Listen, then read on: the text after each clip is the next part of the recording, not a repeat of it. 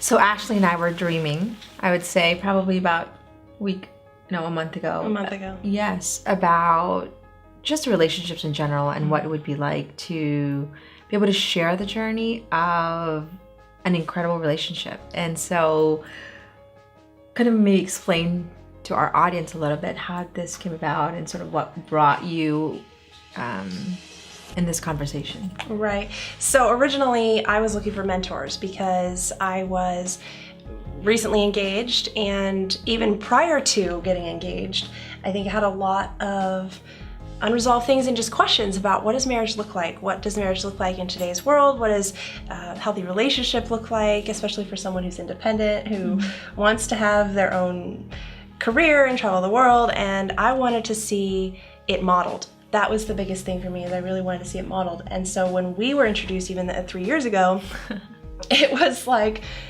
searching high and low around the country and finally finding a woman who's so free, and you have your career, but you also have your marriage, and you have your children, you have your family, and there's leverage there, and there's so much unity and love within your relationship. And I thought, that is what I want. And it was the first time that I had seen it modeled for me. And I think everybody has a certain picture in their mind of what they want as a model, but for me, I found it with you and your family. And so I asked you to mentor me.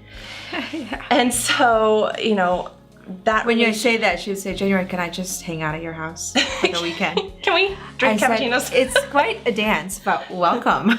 Come on in anyway.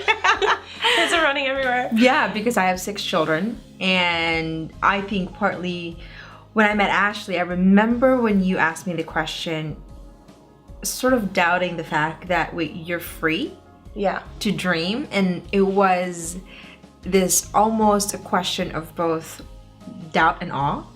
Disbelief. Yeah, maybe that's a better word, is disbelief that, wait, you are living your dream as a woman. You have 5 children, I think, at that point. And you are incredibly in love with your husband, and more importantly, your husband's incredibly in love with you. And I always say that.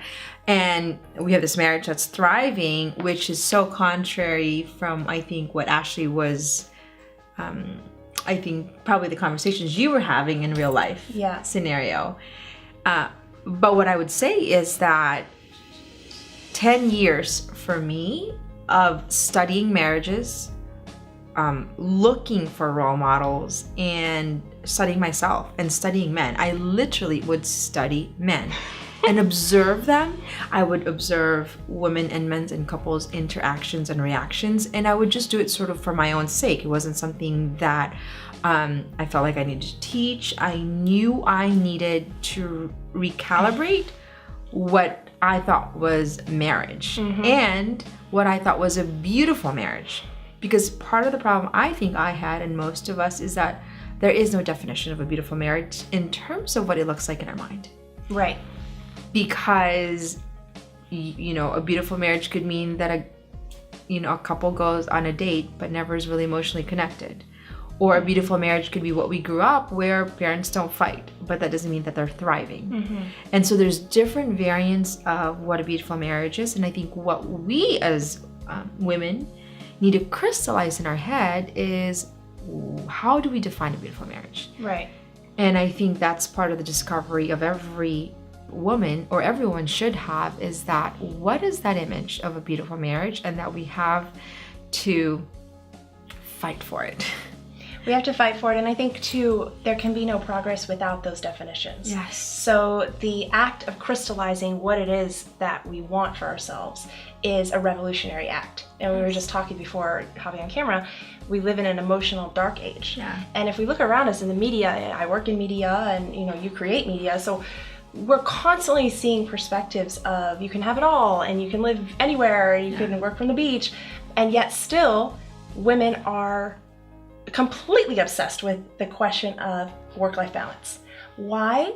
Because they still do not know how to do it, and there are not enough role models. And so I think that's where, when we have a role model and we can demonstrate it to the world, it's pure gold.